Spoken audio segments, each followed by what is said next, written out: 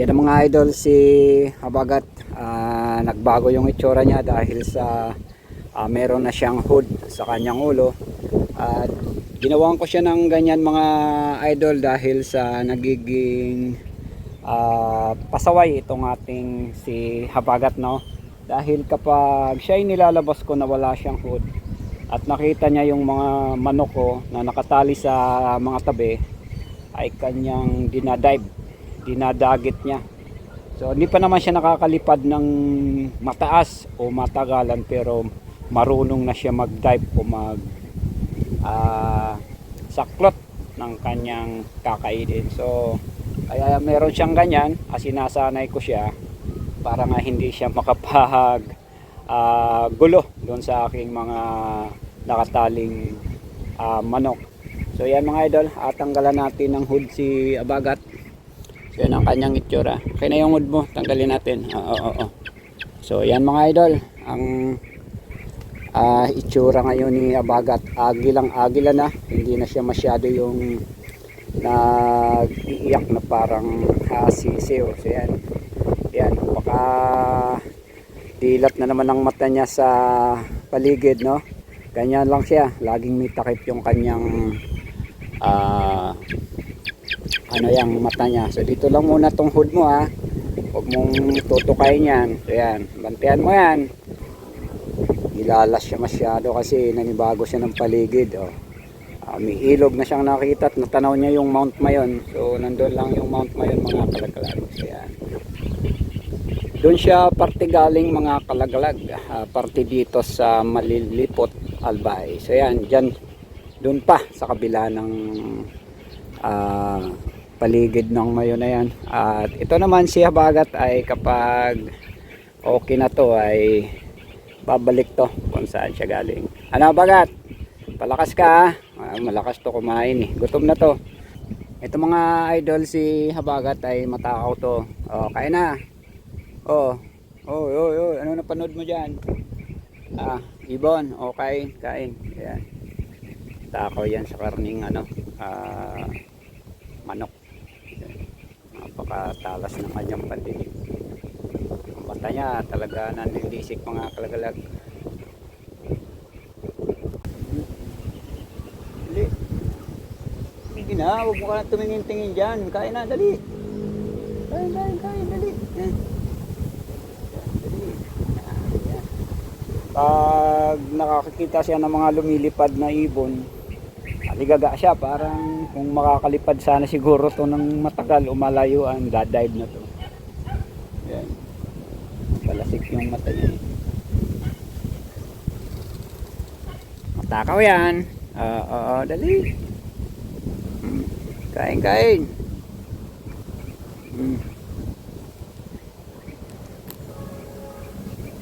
Yan yung atakaw si Habagat mga idol. Sariwang manok to. Pula-pula pa yung laman Mas mahilig siya sa may mga buto-buto, kaya tinatadtad ko to para yung mga buto ay sumabay sa laman, at yun ang kanyang paborito. Pag purong laman parang ayaw niya Yan, tinitikman niya muna. Bakas kumain. Siguro 3 weeks na sa akin to.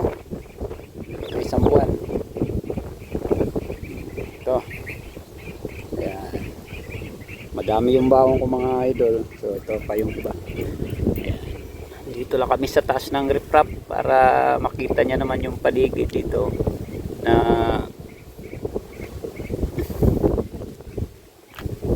makita niyo yung ilog, yung mga puno dito dali, kain. Dali. Yan, may buto yan. Yung paborito mo. Ito. Naririnig niya kasi yung mga ibon Huwag mo na intindihin yan. Kain na. Yan. Yan si Habagat natin mga idol. Ang ganda niya pag naka Ayan. Kain ulit. Dami yan. Ano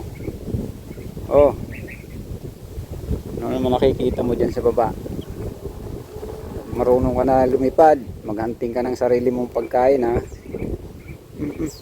Hindi mo maputulo. Ito pa. Kumikig ka pa. Dali. Huwag mo na intindihin yan. Ito na, ubusin mo na yan. Nakakaabutin pa tayo ng ulan dito. Dali. Madilim na naman yung mayon. Takaw nito. Paubos na yung ito mga idol bao namin. Kulang nga ito sa kanya kay malakas talaga kumain. Ito, 45 days ito. Kain. Malaki ito. Uy. Layo ng tingin kumakain dali. Ayaw mo nito? Ayaw mo ng hindi presko? Busin mo to, dali. Oo.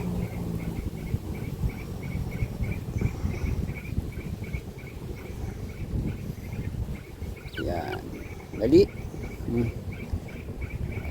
Nadidistra ka ng mga lumilipad kain lang. Ito mga idol ay pinapakain ko ng sige na, kain na. Sa isang araw ay isang beses na lang sa tanghali. Pinapakain ko siya ng marami.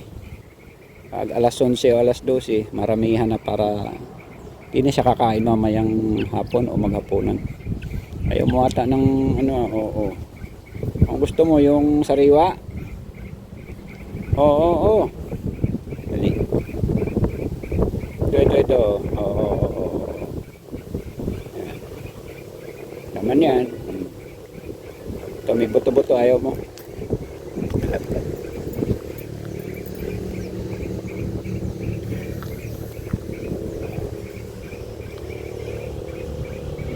Ito kanina mga idol ay kumatay pa ako ng isang manok buo para hariwa yung makain niya.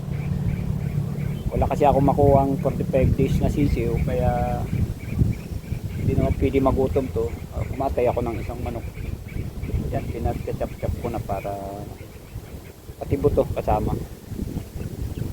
Yan. Ito pa. Ubos na sana lang. Yan. Yan mga idol, nabusog na, ubos na. So yan mga idol, ang ating si Habagat na ngayon ay malakas kumain at maganda yung pangangatawan. Kaso nga lang yung mga niya pakpak ay hindi pa masyadong matigas. At nagpapatuloy siyang nagpapalakas ng kanyang mga pakpak na para pag ito ay tumigas na, makikita natin to kung lumipad na o iiwan na ako nito.